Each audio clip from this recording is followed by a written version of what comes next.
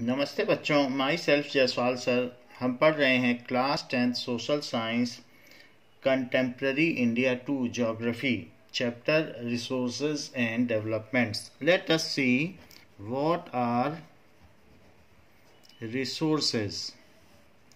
Resources are a free gift of nature.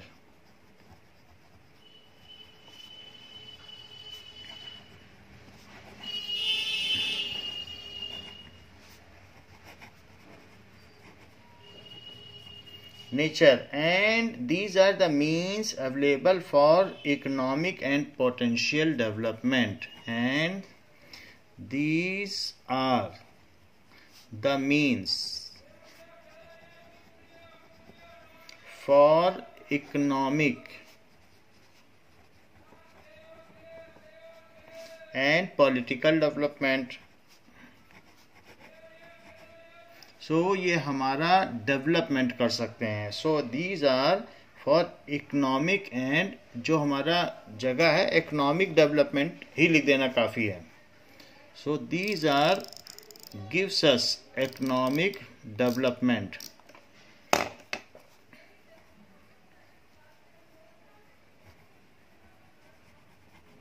जो संपदा होती है ये प्रकृति की हमारे लिए अद्भुत देन है और ये हमारा आर्थिक रूप से विकास करती है। दीज आर टेक्नोलॉजिकली एक्सेसिबल, हम उन्हीं को रिसोर्स कह सकते हैं जो हमारे लिए एक्सेसिबल हों।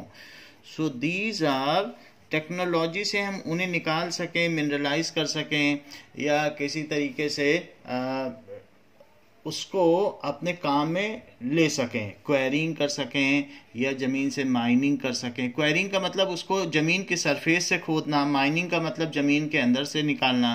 तो ऐसा कुछ भी हम टेक्नोलॉजी से कर सकें। These are technologically accessible.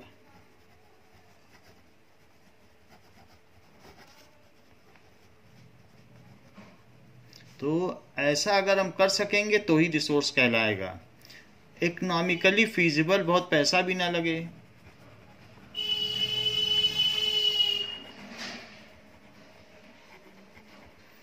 And culturally acceptable, किसी की भावना को भी उससे फीलिंग ना हो। कल्चरली एक्सेप्टेबल कि ऐसा ना हो कि हम ऐसी ज़मीन को खोद दें जहाँ पर लोगों का एक बहुत बड़ा कल्चर है या कुछ है, तो ऐसी ज़मीन को नहीं, जहाँ पर जो रिमोट एरिया है वहाँ पर हम कर सकें और वो एथिक्स को भी किसी के नुकसान ना पहुँचाता हो। It is acceptable and are limited in quantity.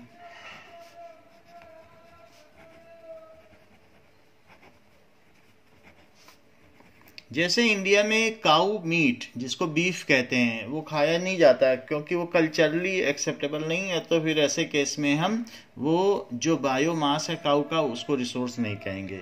In and are limited in quantity. These are the resources. Now human, ये सारी चीजें हैं। Even human beings are essential component of resources as they also provide services and contribute to economic and political development. Even human beings are essential components. किसी भी country में ज्यादा population है तो वो वहां का रिसोर्स है। essential components of resources।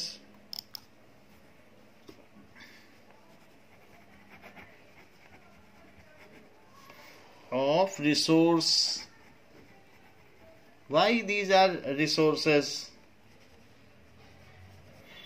As they provide services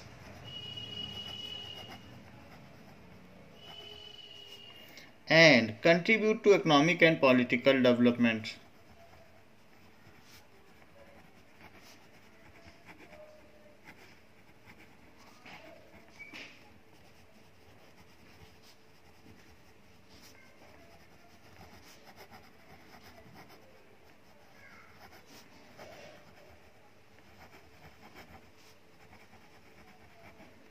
So in this way human beings are also resources.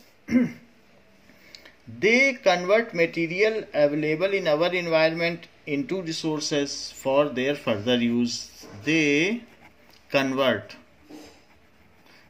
by the method of science or industry. They convert material available. Even लोग तो कूड़े को भी जो वेस्ट है उसको resource में बदल देते हैं, तो ये ह्यूमन ही तो करता है. So they convert material available in our environment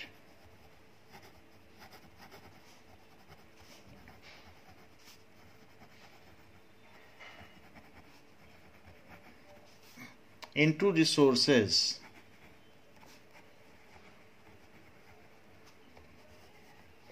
and use them. जो इंदौर 3 साल से इंडिया में स्वच्छ भारत अभियान में टॉपर रहा है, वो वहाँ की पॉलीथीन से उसका रिसाइकल करके जो मटेरियल बनता है उससे वो रोड बना देता है, रोड के ऊपर बिछा देता है और इतनी अच्छी रोड बन जाती है. तो इस तरीके से वो रिसोर्स को यूज कर रहा है. So human being is only using the resources. There is an interdependent between 3 different substantial thing. One is physical environment and nature. So physical environment, human एक सेंट्रल बॉडी है, सो ह्यूमन सेंटर में आएगा तो वो उसको use करता है. Physical environment जिसे नेचर कहते हैं. Second is technology. So human के पास टेक्नोलॉजी है और तीसरी चीज उसको भी वो यूज करता है. एंड तीसरी चीज है इंस्टीट्यूशंस. डिफरेंट ऑर्गेनाइजेशंस हैं. So institutions. So these are the interdependent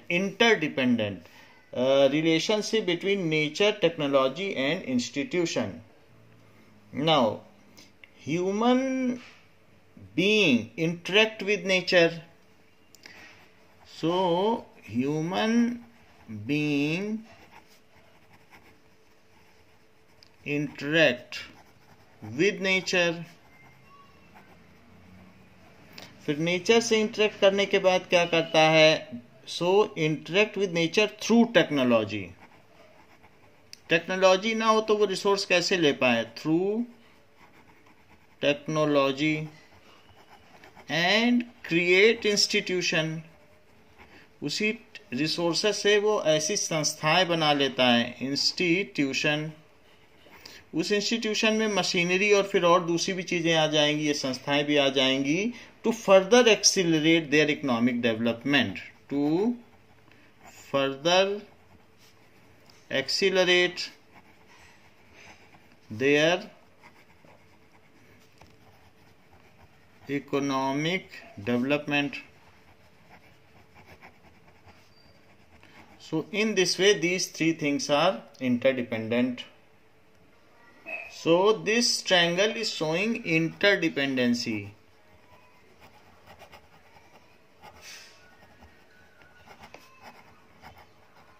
between nature, technology and institutions. बहुत सारे फैक्ट्रीज हैं, बहुत कुछ है या और ऑर्गेनाइजेशन है, उन्हीं से हम फिर अपना ग्रोथ एक्सपेडाइट करते हैं. So human is interacting with this in such a manner. Now further we will see how the resources can be classified. So classification of resources. Now resources can be classified जैसा कि आपके book में दिया हुआ है page number 1 में. सो resources 2 तरीके के हो सकते हैं. एक तो नेचुरल रिसोर्स हो सकते हैं और एक ह्यूमन रिसोर्स हो सकते हैं. So this is natural resource and this is human resource. Natural resource भी 2 तरीके का हो सकता है. एक रिन्यूएबल हो सकता है और एक नॉन रिन्यूएबल भी हो सकता है. एंड नॉन रिन्यूएबल हो सकता है। ह्यूमन रिसोर्स भी दो तरीके का हो सकता है, एक स्ट्रक्चर्स एंड इंस्टीट्यूशन और दूसरा क्वालिटी एंड क्वांटिटी। सो पहला हो सकता है स्ट्रक्चर्स एंड इंस्टीट्यूशंस, जो हमने बहुत बड़े बड़े फैक्ट्री, बिल्डिंग, रनवे बना रखे हैं, एयरक्राफ्ट दौड़ेंगे, रेल की पटरी, वो स्ट्रक्चरल रिसोर्सेज हैं। अगर उन पे बम्बार्डमेंट हो जाए तो हमारी बहुत हानि होगी, फिर हम अपना इकोनॉमिक डेवलपमेंट हमारा धीमा पड़ जाएगा। तो स्ट्रक्चरल रिसोर्सेज हैं और बहुत सारे इंस्टीट्यूशन इसके लिए वर्किंग कर रहे हैं, वो भी रिसोर्सेज हैं। दूसरा क्वालिटी एंड क्वांटिटी, ह्यूमन की क्वालिटी क्या है, क्या वो एक साइंटिस्ट है, बहुत बड़ा एजुकेशनिस्ट है, इकोनॉमिस्ट है, तो उसकी क्वालिटी है, ह्यूमन किस क्वालिटी का है जो वर्क कर रहा है as a resource. And quantity, कई बार क्वांटिटी की भी जरूरत पड़ती है, जैसे खेती करना, इन सब चीज़ों के लिए बहुत लोग चाहिए, तो क्वांटिटी भी जरूरी है और क्वालिटी भी। क्वांटिटी वो एक तरीके का रिसोर्स है, दूसरा इंस्टीट्यूशन भी एक रिसोर्स है। रिन्यूएबल रिसोर्स भी दो तरीके के हो सकते हैं, दैट इज कंटिन्यूअस और फ्लोइंग, और दूसरा बायोलॉजिकल है। So it is of two types renewable, one is continuous जो इन फ्लो हो। इन फ्लो में कौन सा ऐसा रिसोर्स है जो कंटिन्यूअस है, जैसे विंड हो सकता है, वाटर हो सकता है, तो ये भी एक तरीके का रिसोर्स है। इससे हम बिजली बना सकते हैं, electricity can be developed. And there is other type of renewable, biological. Plants हैं तो प्लांट्स है वो उगते जाएंगे, आप काटते जाइए उगते जाएंगे, सो बायोलॉजिकल रिसोर्स हो सकते हैं। बायोलॉजिकल रिसोर्स में दो तरीके के फर्दर बाइफर्केशंस हैं, या तो वो नेचुरल हो सकता है और दूसरा vegetation, natural vegetation. Natural vegetation का मतलब फॉरेस्ट से है, सो नेचुरल वेजिटेशन भी एक बायोलॉजिकल रिसोर्स है। और दूसरा बायोलॉजिकल रिसोर्स है वाइल्ड लाइफ, तो जंगली जानवर। नाउ नॉन रिन्यूएबल रिसोर्स के बाइफर्केशंस हैं। क्या बाइफर्केशंस हैं नॉन रिन्यूएबल रिसोर्स के?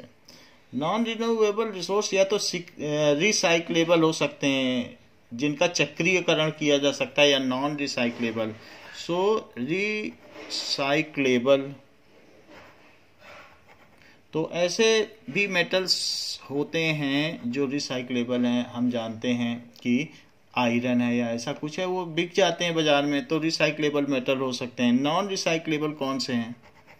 नॉन साइक्लेबल, दो दीज आर नॉन रिन्यूएबल। जितना मेटल है अर्थ में जो हमें मिल रहा है उतना ही है हमारे पास, तो लोगों को दूसरे कंट्री से लेना भी पड़ता है कई बार, अगर उनके यहाँ नहीं है तो एग्जॉस्ट हो गया है, दूसरे कंट्री से लेंगे, तो जितना मेटल है उतना ही है। और एक फॉसिल फ्यूल है, तो फॉसिल फ्यूल नॉन रिन्यूएबल है, तो उसका रिसाइकिल क्या करेंगे, वो एक बार जला दिया तो जला दिया। सो जीवाश्म ईंधन, फॉसिल फ्यूल। और ये नॉन मेटल है, आयरन, कॉपर, इन सबको रिसाइकल किया जा सकता है, फिर से मेल्ट और रिकास्ट किया जा सकता है। तो इस तरीके से इनका फ्लो चार्ट है। Now we will see in detail the natural resources. Mainly natural resources को हम देखेंगे कि हम इसको कैसे फर्दर बाइफर्केशंस कर सकते हैं और इनके क्या डेफिनेशंस हैं। Now natural resource can be further classified into 4 different categories. First is on basis of origin.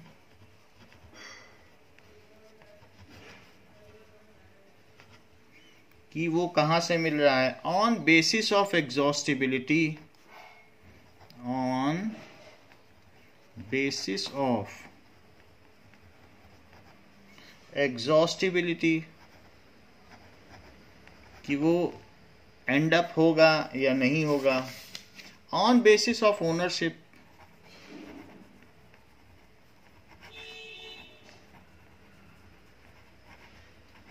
And on basis of status of development.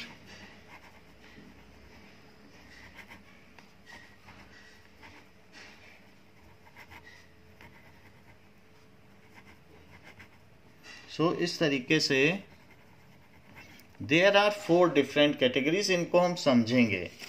ये क्या बताया जा रहा है? On basis of origin there are biotic resources and abiotic resources. So origin अगर वो जीवित हैं या मृत हैं उसके बेसिस पर किया गया है। On basis of origin there are 2 different categories, one is biotic resource and one other is abiotic. So जो एबायोटिक हैं, जो नॉन अलाइव हैं, इनएनिमेट हैं, उनको एबायोटिक कहेंगे। इन एबायोटिक में रॉक्स एंड मेटल्स आएंगे, जबकि बायोटिक में human beings, flora, fauna, fisheries, live stock, ये सब आएंगे। सो इसमें ह्यूमन बीइंग आ जाएगा, ह्यूमन बीइंग। सो अब हम रिसोर्सेज की बात कर रहे हैं, नेचुरल हटा दो क्योंकि ह्यूमन बीइंग भी इसमें आ गया। सो ऑल रिसोर्सेज, जब ह्यूमन बीइंग भी ले लिया, वैसे तो ये नेचर के ही रिसोर्स हैं, फिर भी हम रिसोर्सेस के ही कैटेगरी ये कर रहे हैं। These are the different categories of resources. Human being इसमें ले लिया गया है। Human being, flora, fauna, fisheries, live stock.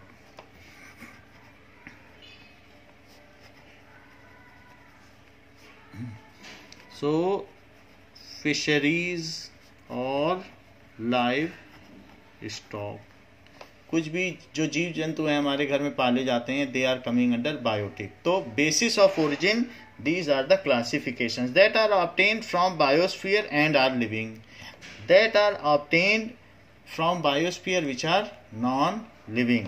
सो बायोटिक रिसोर्स क्या हुए?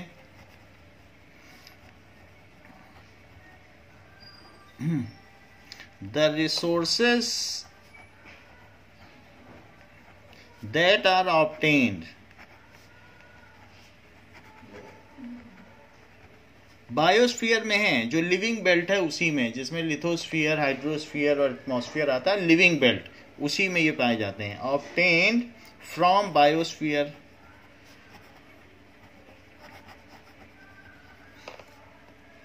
And living. फिर दूसरी चीज है abiotic resources.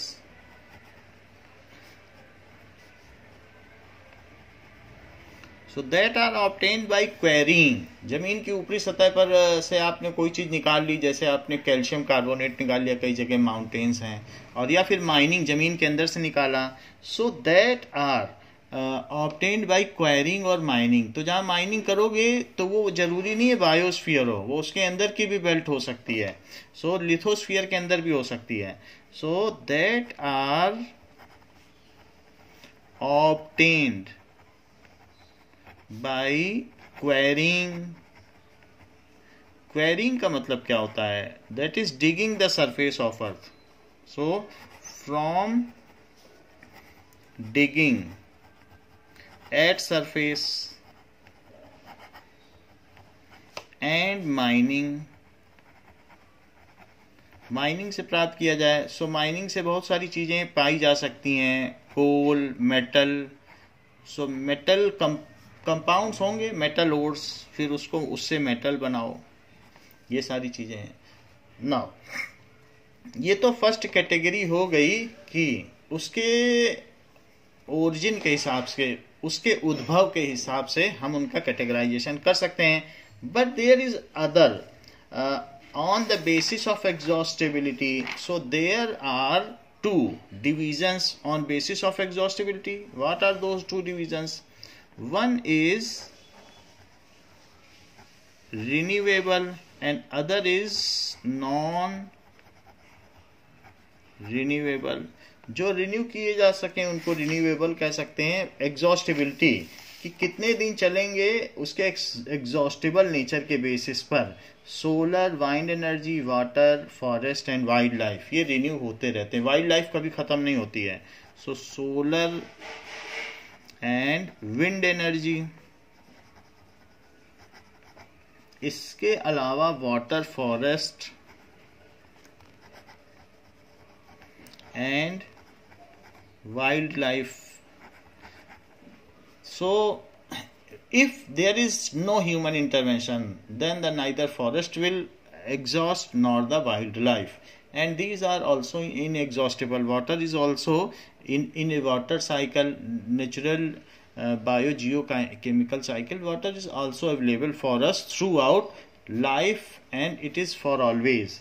There is non-renewable resources that has taken millions of years in formation and occur on over a very long geological time. These are non-renewable resources like minerals and mineral fuel and fossil fuel. Some are the resources that are, so ये अगर हम इसे use करेंगे तो non renewable है, तो इन्हें fossil fuel कहा जाएगा, which has taken millions of years to get formed, and if they are once exhausted then they can never be retrieved back because they will again take millions of years. तब तक तो सब कुछ खत्म हो जाएगा. तो फॉसिल फ्यूल हम 200 सालों में आधा फ्यूल खर्च कर चुके हैं जो मिलियंस ऑफ ईयर्स में बना है, तो आप समझ लें नॉन रिन्यूएबल ही है. तो on the basis of ownership, ownership के भी बेसिस पर कि उस पर किसका किसका अधिकार है. सो पहली चीज है इंडिविजुअल रिसोर्सेज जो हमारे पास हैं, इंडिविजुअल रिसोर्सेज. दूसरी चीज कम्युनिटी ओन्ड रिसोर्सेज. कुछ ऐसी चीजें होती हैं जो कम्युनिटी ओन्ड हैं. So community owned resources. There are some natural resources. Ownership के बेसिस पे भी बताया गया, ये हम बता देंगे, जैसे कि roads, national resources. National resources and international resources.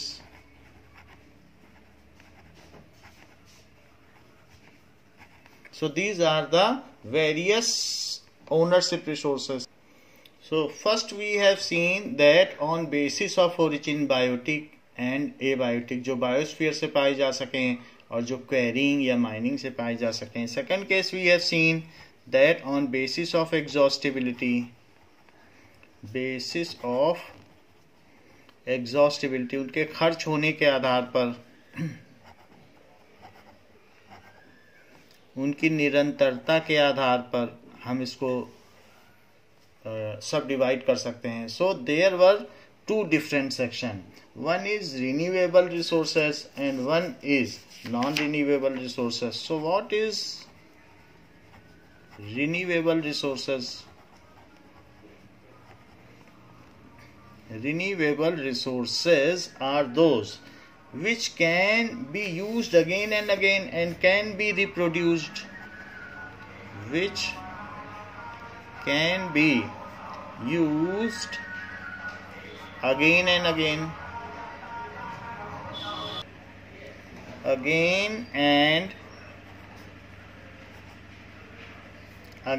and can be reproduced.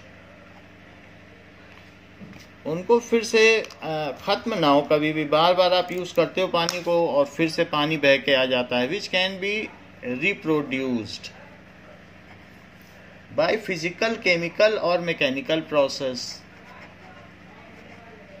Physical, chemical और मैकेनिकल प्रोसेस. देखो वाटर है वो फिजिकल ही तो इवेपोरेट होता है और फिर ऊपर जाकर कंडेंस हो जाता है, फिर बरस जाता है. कुछ ऐसी चीजें वो केमिकली बन जाती हैं, जैसे प्लांट्स हैं या हम लोग बायोकेमिकल बॉडीज हैं, तो हम लोग केमिकली बन जाते हैं. और कुछ मैकेनिकल प्रोसेस हैं, जैसे कहीं प्रेशर जनरेट हुआ, हवा का दबाव हुआ तो विंड चलती है कि नहीं, तो ये मैकेनिकल प्रोसेस है कि प्रेशर डिफरेंस की वजह से विंड चल रही है. केमिकल प्रोसेस है कि हम लोग तैयार हो गए, पैदा हो गए, जनरेट हो गए, प्रोड्यूस हो गए, बायोमास बढ़ गया. और फिजिकल प्रोसेस है पानी का बरसना. सो ये चीज़ें होती रहती हैं. So these are known as renewable or replenishable resources.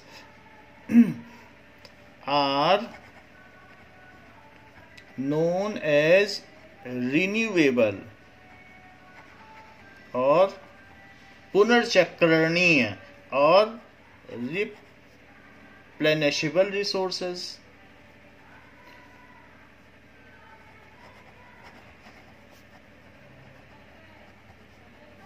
तो मैं उसी बेसिस पे लिख रहा हूँ। फिजिकल प्रोसेस में वाटर हो गया, केमिकल प्रोसेस में वाइल्ड लाइफ फॉरेस्ट हो गए एंड बायोमास हो गया, फिर मैकेनिकल प्रोसेस में विंड एनर्जी हो गई।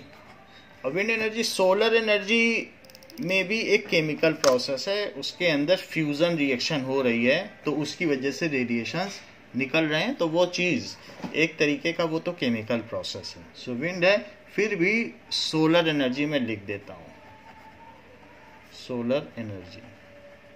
सो ये सारे रिसोर्सेज हैं। दूसरी चीज है non renewable resources. Non renewable resources, non-renewable resource, the resources which take millions of years, the resources which had taken millions of years for formation, which had taken millions of years for formation, जैसे कि कोल हो गया, fossil fuels हो गया, जो कि body से बना है, ऑर्गेनिज्म की बॉडी से, जब वो सबमर्ज्ड हो गई हैं कहीं पर वाटर में या सी में, तो उससे बना है। एंड इफ एक्सप्लॉइटेड इनसेंसिबली और यूज्ड सेंसिबली, चाहे आप उसे कैसे भी यूज करो, सो लेटर और sooner they will get exhaust and is not available for next millions of year. And if used sensibly और इनसेंसिबली, कैसे भी इसे यूज करो, सेंसिबली और इनसेंसिबली।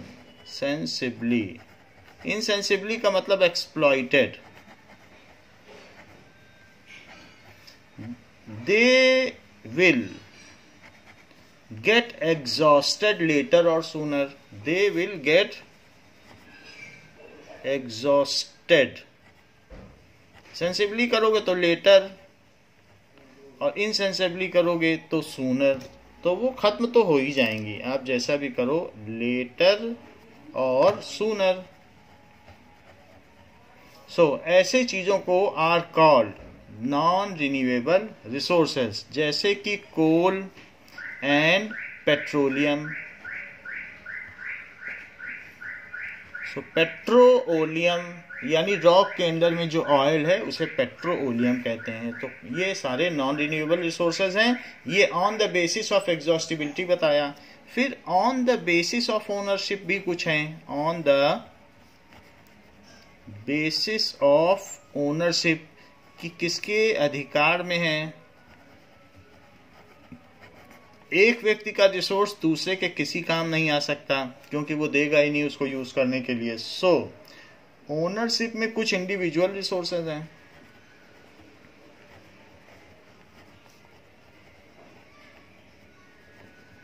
इंडिविजुअल रिसोर्सेज का क्या मतलब कि these are owned privately by individuals. These are owned privately by individuals.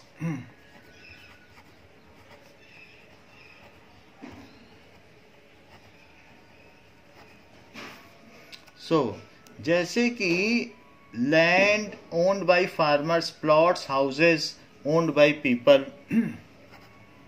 So land owned by farmers, well भी हो सकता है कि वेल किसी न किसी के अंडर में होता है, तो वो भी हो सकता है। Plot, houses owned by people, urban people. So ये सारे इंडिविजुअल रिसोर्सेस कहे जाएंगे। Now there are some community based resources, जैसे कम्युनिटी हॉल होता है, उसमें सभी लोग कुछ न कुछ फंक्शन होता है, बर्थडे गैदरिंग होती है तो करने जाते हैं. सो कम्युनिटी ओन्ड रिसोर्सेज,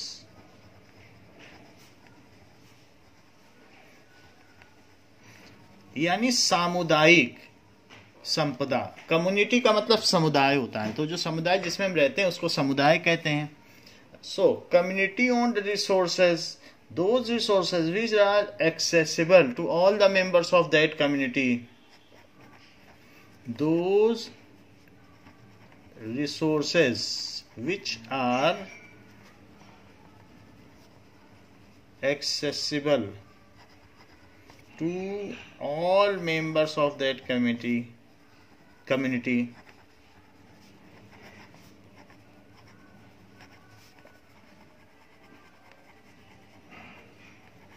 उसको कहते हैं कम्युनिटी बेस्ड रिसोर्सेज. जैसे कि ग्रेजिंग ग्राउंड्स, तो वहाँ के जितने मवेशी हैं, जितना बायोमास है, जो पेट एनिमल्स हैं सबके, वो सब वहाँ जा सकते हैं. सो grazing ground.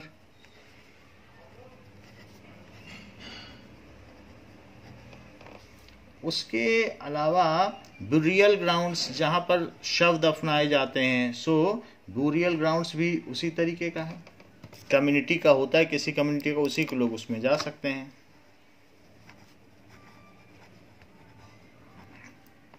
Next is village Pond's.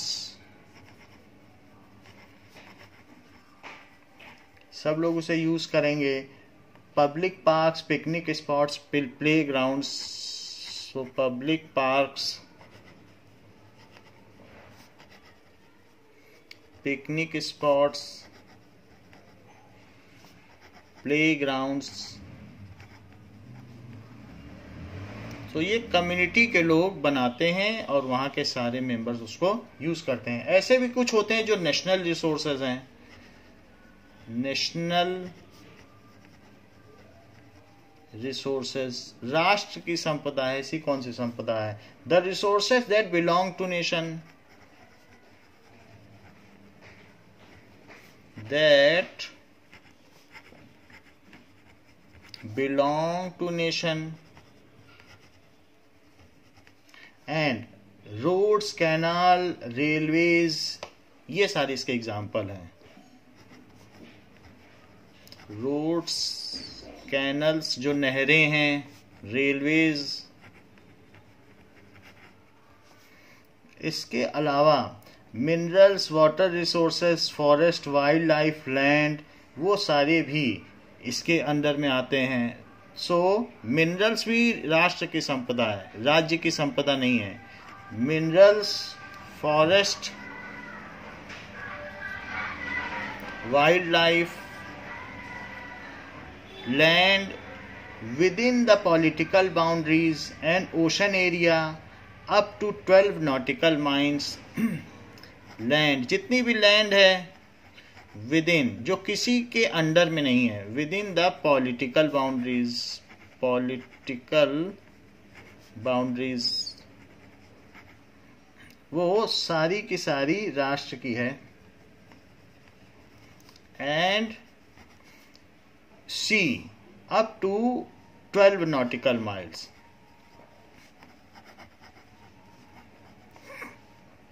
Nautical miles,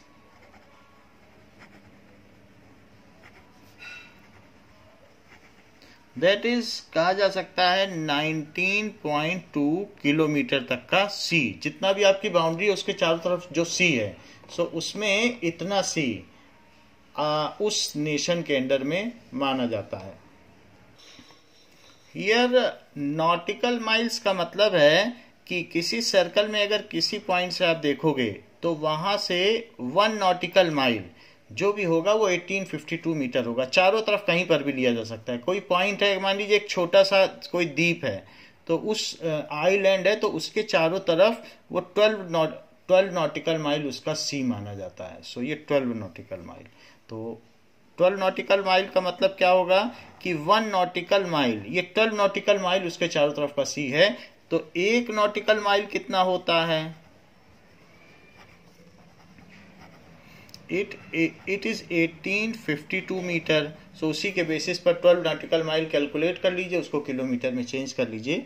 तो जो भी हमारी टेरिटरी है, सो उस टेरिटरी में जो भी सी आता है, तो उसका जितना भी एरिया होगा दैट विल बी, सो इस तरीके से यहाँ का जितना भी एरिया है सी का, वो हमारे अंडर में आएगा 12 नॉटिकल माइल्स, हर पॉइंट से 12 नॉटिकल माइल्स, इतना सी हमारा है।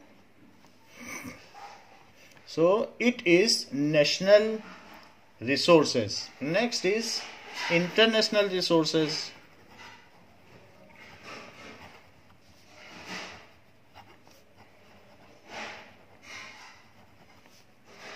So what are international resources? The resources that do not belong to any individual country. The ऐसा भी कुछ है, the resources that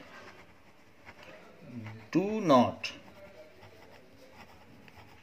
belong to any individual country.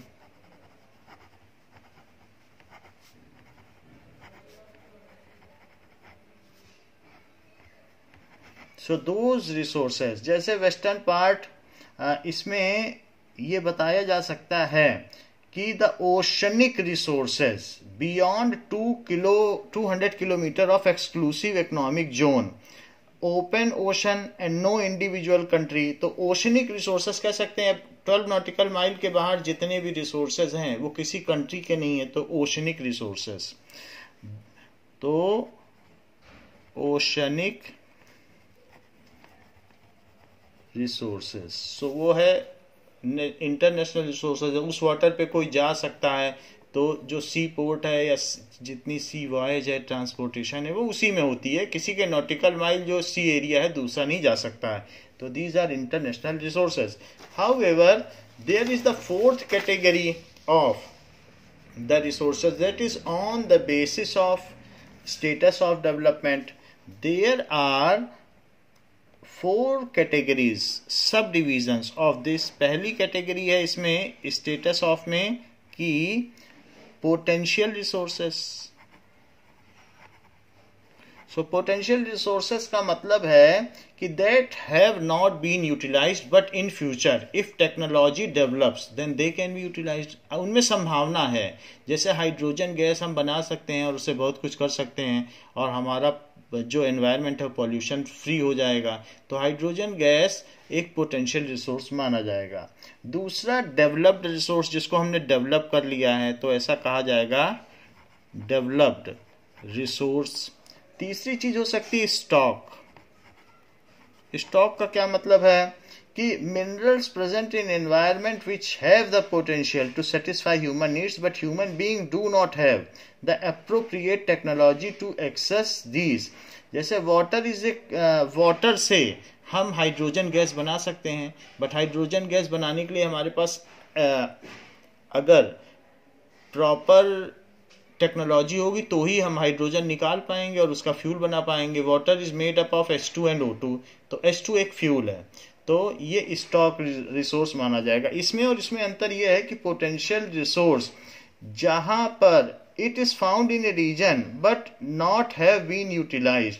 सो ऐसा है कि वहां पर पाया तो जा रहा है लेकिन अभी तक उसको इस्तेमाल नहीं किया गया है। सो विंड एंड सोलर एनर्जी पाई जाती है राजस्थान गुजरात में। कभी भी चाहें तो हम उसे अगर ठीक तरीके से यूज करें, प्रॉपर इंफ्रास्ट्रक्चर डेवलप करें, तो विंड मिल लगवा सकते हैं, तो उसको कहते हैं पोटेंशियल रिसोर्स है, बट उसको यूज अभी तक नहीं किया गया। जबकि स्टॉक रिसोर्स वो होते हैं जो टेक्नोलॉजी न होने की वजह से यूज में नहीं आ पाते। And there are some reserves. Reserves क्या होते हैं?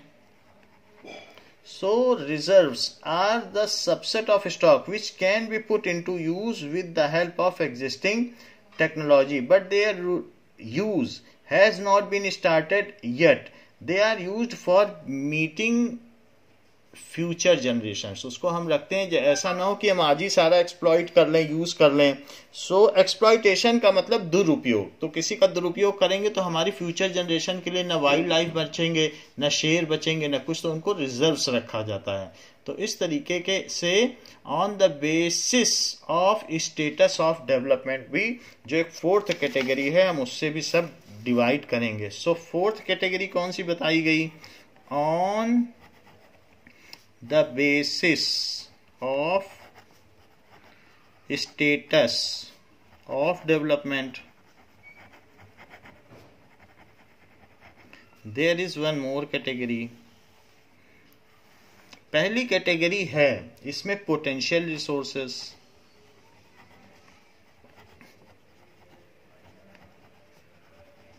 So potential resources means the resources which are found in a region, the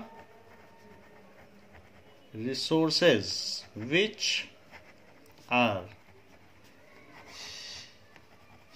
found in a region but not have been utilized, but have not been utilized.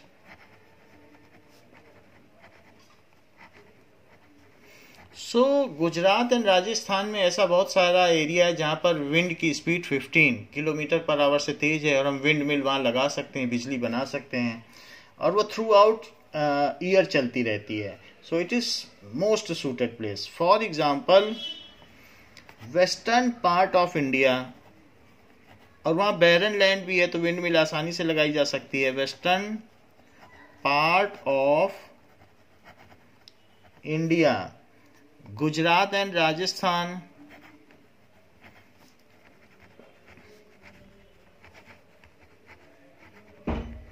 एक तरफ तो कच्छ का run है, बहुत दलदली एरिया है तो वहां पर भी हम यूज कर सकते हैं। राजस्थान बैरन लैंड है, डेजर्टर एरिया है। Have enormous potential for development of wind and solar energy. Have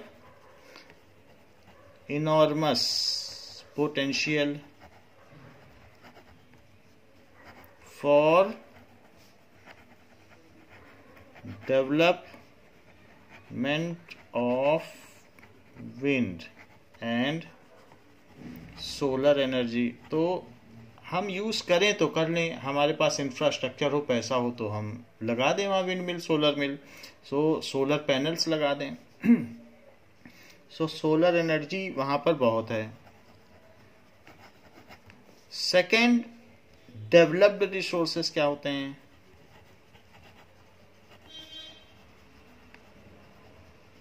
एक तो आपको बताया कि पोटेंशियल रिसोर्सेज हैं कि चाहो तो यूज कर लो। सेकेंड है developed resources, the resources which are surveyed and their quality and quantity have been determined for utilization.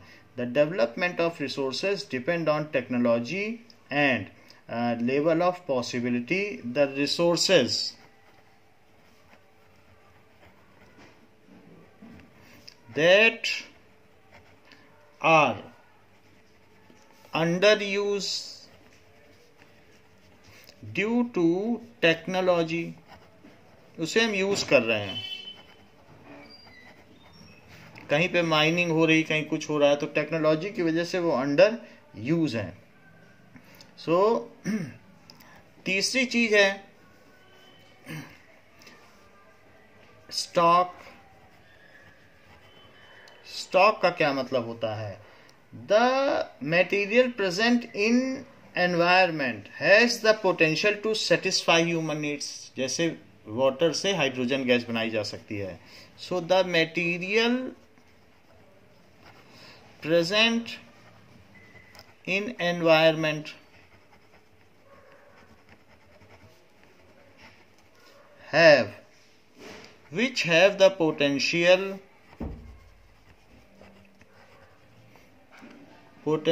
to satisfy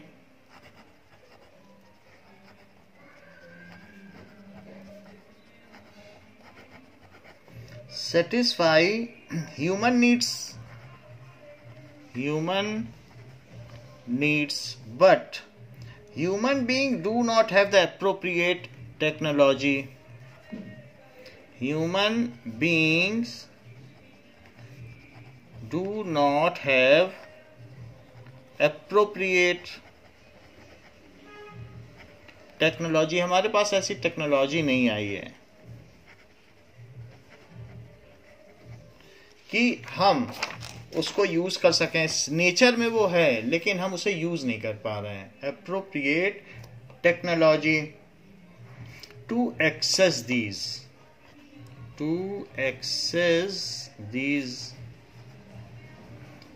For example, water is a compound made of hydrogen and oxygen gas. Water is a compound made of hydrogen and oxygen gas. If hydrogen can be produced at large scale from water, if hydrogen can be produced, अभी तो हम electrolysis से पाते हैं, लेकिन वो तो बहुत खर्चे वाला सौदा है. Hydrogen can be produced at large scale from water, then it can be better substitute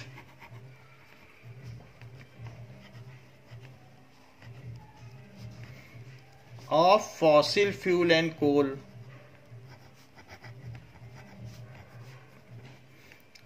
fossil fuel में ही कोल एंड पेट्रोलियम आता है, वो सब फॉसिल फ्यूल है, कोल एंड पेट्रोलियम. सो अगर हम ऐसा कर सकें, but we are not successful yet to do so, but we are not successful yet to do so, हम ऐसा कर नहीं पाए हैं. तो इस तरीके से स्टॉक है. Then what are reserves? Reserves, these are the stock which can be put in to use. हम ऐसा कर सकते हैं कि उनको यूज कर सकते हैं. Which are stock which are kept for as reserve for fourth coming generation. उनको रखा गया है, नहीं तो हम सारा इस्तेमाल कर लें और आगे आने वाली जनरेशन के लिए कुछ छोड़े ना. Kept as reserves for fourth coming generation. So fourth coming generation के लिए उसे छोड़ा गया है. जैसे river water can be use for generating hydro electric power, but presently it is being utilised only at limited extent. So water in the dams, forest are reserves which can be used in future. So dams में या कहीं पर भी है तो उसको हमने छोड़ दिया है. सो फॉरेस्ट है, वाइल्ड लाइफ है, ये रिजर्व्स हैं जो आगे आने वाली जनरेशन यूज करेंगी.